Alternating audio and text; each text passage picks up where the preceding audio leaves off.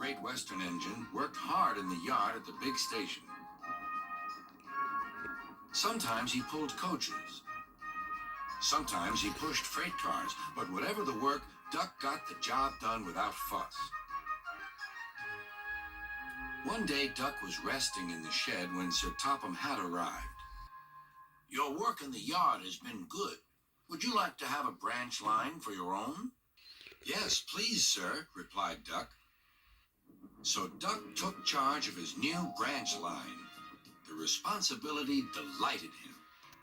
The line runs along the coast by sandy beaches till it meets a port where big ships come in.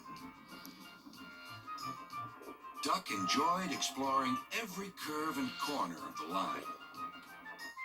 Sea breezes swirled his smoke high into the air, and his green paint glistened in the sunlight. "This is just like being on holiday," he puffed. "Well, you know what they say," laughed his driver.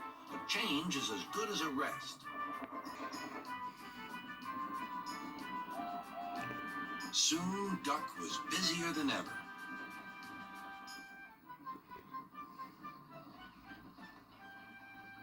Sir Topham Hatt was building a new station at the port. Duck pulled the heavy freight cars wherever they were needed. Bertie looked after Duck's passengers, and the other engines helped too, but the work took a long time. Noise and dust filled the air. "Don't worry," whistled Toby. "The station's nearly finished." "And on time, too," said Duck thankfully.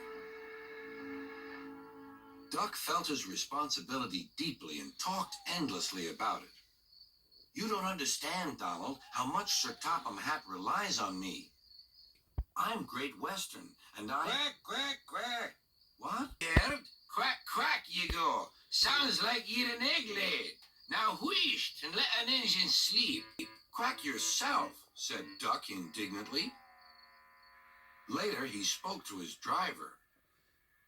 "Donald says I quack, as if I'd laid an egg." "Quack, do you?" pondered his fireman. He whispered something to Duck and his driver. They were going to play a joke on Donald and pay him back for teasing Duck. The engines were busy for the rest of the day, and nothing more was said.